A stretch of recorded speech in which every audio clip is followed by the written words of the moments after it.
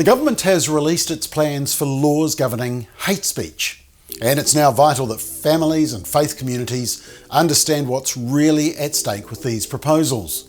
One of the most disturbing realities of criminalising hateful speech is that there is simply no agreement on the definition of what constitutes hate speech. And without a clear definition, how will you know when or if you have broken the law? Historian and professor Dr. Paul Moon says, "There is no jurisdiction in the world where a statute has been enacted that offers a clear definition of what hate speech is. Consequently, it is left to the police and the courts to determine. This raises the problem of citizens not knowing precisely where the boundary of criminality of speech begins." Back in 2019 with the AM show and Duncan Garner, Prime Minister Jacinda Ardern identified the threshold between reasonable criticism and hate speech as when you see it, you know it. And even sharing views that people necessarily wouldn't agree with. There's a very big difference between that and language which is designed to try and incite harm against others. And it's kind of examples where when you see it, you know it. There is a threshold there. When you see it, you know it. In other words, you may not know until afterwards that you've broken the law, depending on who gets upset. And what constitutes hate? Who decides harm? Is it the government? For example, is this hate? Harry Potter author J.K. Rowling tweeted, "If sex isn't real, there's no same-sex attraction. If sex isn't real, the lived reality of women globally is erased. I know and love trans people, but erasing the concept of sex removes the ability of many to meaningfully discuss their lives. It isn't hate to speak the truth." Now, J.K. Rowling has faced hefty backlash and calls to ban her books because of her views on transgenderism and biological sex. And closer to home, this billboard was recently removed in Wellington by the billboard company Go Media, who said it was taken down as soon as the company started fielding calls from offended New Zealanders. Yep, it's a radical billboard, isn't it? The dictionary definition of woman. The billboard is by a feminist group, Speak Up for Women. Yes, a feminist group being labelled as a hate group for promoting the definition of women. They've also been harassed by public officials, councillors and mayors seeking to cancel their public meetings. Now, unfortunately, to complicate matters even further, being offended is almost becoming a career option. Those who are easily triggered by offence tend to automatically presume hateful motives where none exist.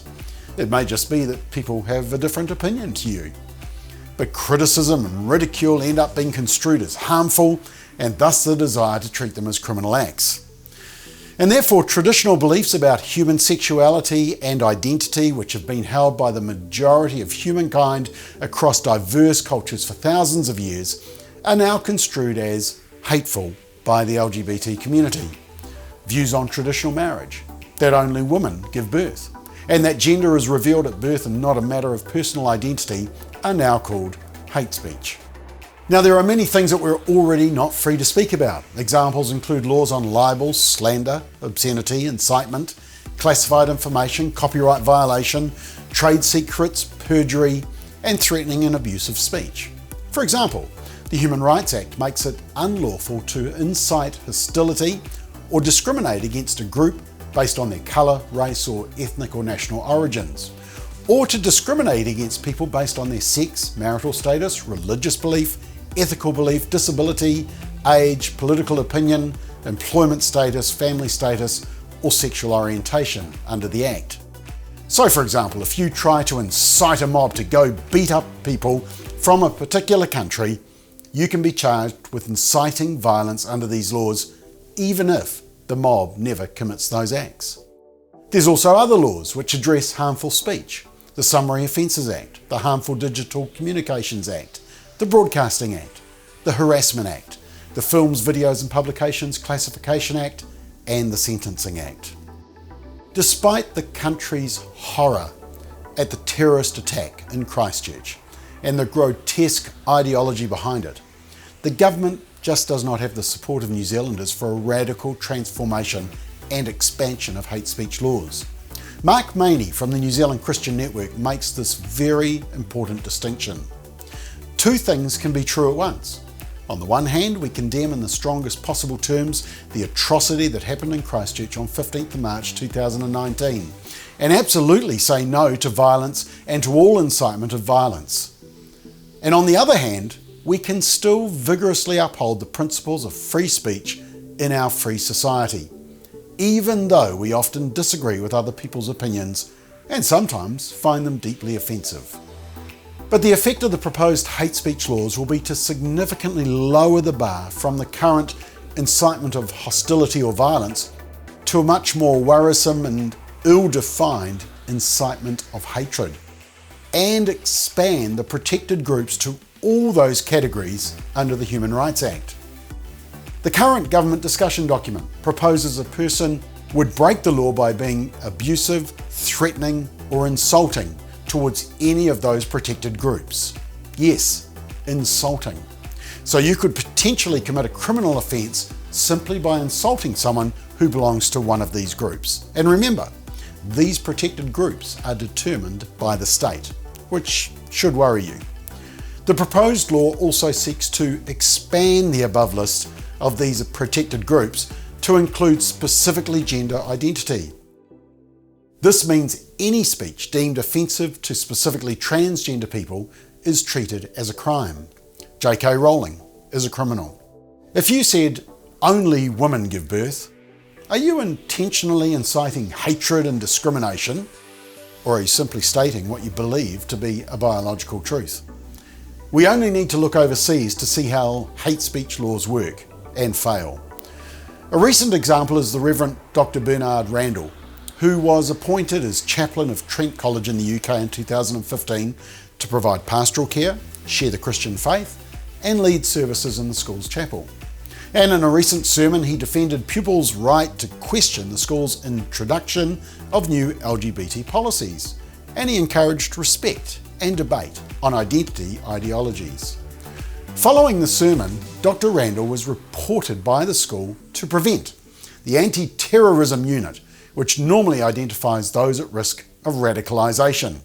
When I initially read the thing in the document saying that there'd been a Prevent referral, I can't really remember exactly how I reacted because it was just so mind-blowing. The fear,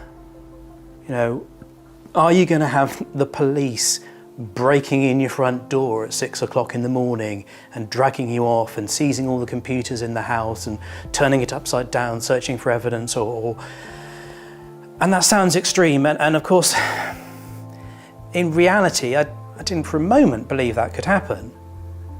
But if the world is mad enough to say that a Church of England minister talking about the Church of England's beliefs is an extremist, a violent extremist, if it's mad enough to say that in the first place, someone else might be mad enough to act on it.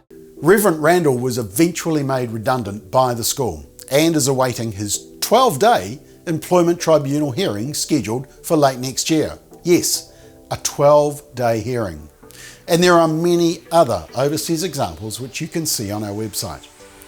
The real effect of hate speech laws is that they will develop a culture of fear and self-censorship for the purpose of political intimidation and control. Thoughts and ideas which are undesirable to special interest groups will be able to be silenced simply by framing them as hateful.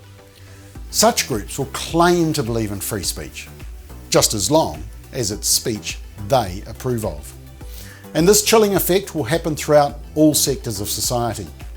For example, in the workplace, employees who hold views not considered politically correct in the workplace are bullied into silence and self-censorship through intimidation, ridicule, and threat of losing positions or employment. Only recently, I personally witnessed a case of a worker being threatened with a warning because he had made a comment about supporting traditional marriage on my social media page. Yes, that's how closely they're monitoring and watching. In the corporate world, booksellers have removed titles from their catalogues which are supposedly harmful. For example, you may remember a previous episode of Family Matters where I covered some booksellers in New Zealand banning When Harry Became Sally by Ryan T. Anderson. It's an important book which discusses the issue of gender dysphoria in young people. The handful of complainants said that the book spread lies and misinformation and could be used to justify bigotry and harassment. The Stuff journalists then rushed to a well-known activist from Waikato University for a quote, and the academic said that books like this put us at serious risk of worsening the stigma, discrimination and violence. Yes, violence. What's really happening is they disagree with this book. So what better tactic than to label it hate speech? Then there's the heavy-handed tactics of big tech companies such as Facebook, Twitter and YouTube, who choose what and who you should listen to, and conservatives are especially targeted by their actions. And public figures and groups are cancelled on social media and deplatformed for questioning popular woke ideology or the liberal progressive view on issues of race, gender, sexuality and identity. Someone like UK comedian Rowan Atkinson, aka Mr Bean, could be at threat by hate speech laws because some groups may hate or be offended or insulted by his humour. But listen to what he said about the UK law that criminalised insults. The clear problem with the outlawing of insult is that too many things can be interpreted as such. Criticism is easily construed as insult by certain parties. Ridicule easily construed as insult. Sarcasm, unfavourable comparison, merely stating an alternative point of view to the orthodoxy can be interpreted as insult. And because so many things can be interpreted as insult, it is hardly surprising that so many things have been. It is indicative of a culture that has taken hold of the programmes of successive governments, that with the reasonable and well-intentioned ambition to contain obnoxious elements in society, has created a society of an extraordinarily authoritarian and controlling nature. That is what you might call the new intolerance, a new but intense desire to gag uncomfortable voices of dissent. I am not intolerant, say many people, say many softly spoken, highly educated, liberal-minded people. I'm only intolerant of intolerance. And people tend to nod sagely and say, oh yes, wise words, wise words. And yet if you think about this supposedly inarguable statement for longer than 5 seconds, you realise that all it is advocating is the replacement of one kind of intolerance with another, which to me doesn't represent any kind of progress at all. For me, the best way to increase society's resistance to insulting or offensive speech is to allow a lot more of it. As with childhood diseases, you can better resist those germs to which you have been exposed. We need to build our immunity to taking offence so that we can deal with the issues that perfectly justified criticism can raise. Our priority should be to deal with the message, not the messenger. There are many other issues raised about hate speech laws that should raise a red flag for you. Why are only some groups protected and not others? The proposed laws want to protect certain groups, which not surprisingly tend to be those which are left-leaning and socially liberal. But why only those groups? Aren't all humans hurt by hate, regardless of their group? Why such harsh penalties? Proposed penalties for hate speech are up to 3 years imprisonment, but assault on a child, distribution of indecent material, an indecent act in a public place, and assault by male on female are all just 2 years imprisonment. Yet the government thinks that those crimes should be punished less than hate speech. Will the expression of opinions in private places be protected under the law? Could you be punished for expressing offensive views to friends and family around the summer barbecue or the dinner table? Well, in early this year, the Scottish Parliament passed controversial laws criminalising offensive speech, even if spoken in private around the family dinner table. But here's a key one. Will reading a Bible verse in church or a passage from the Quran in a mosque potentially break the law? Could your pastor or minister face imprisonment and fines for merely teaching certain, offensive to some maybe, passages from the Bible? Will your religious expression be protected? Ask Israel Folau whether he thinks there's a risk. And also ask him what he thinks about the consequences of quoting a scripture verse or posting a tweet simply saying that he opposes the redefinition of marriage. Now, we actually commissioned some independent polling on this issue recently, and it found that just 1 in 10 New Zealanders think it should be a crime to publicly claim that gender is revealed at birth and is not a matter of personal identity, or that it should be a crime to publicly state that marriage is between a man and a woman only. We have a lot of common sense in New Zealand, don't we? But why did we specifically ask about these issues? It's because both of them have been included in aspects of hate speech laws or proposals in other countries, including Scotland, Norway, Canada, UK, and Tasmania. Belonging to a group should not afford special protections that result in the removal of the rights of others to disagree with them. Now, let's be clear, that does not excuse physical threats or incitement to violence. We should all oppose that. But as J.K. Rowling says, it isn't hate to speak the truth. George Orwell is traditionally credited with saying this great quote, "The further a society drifts from truth, the more it will hate those who speak it."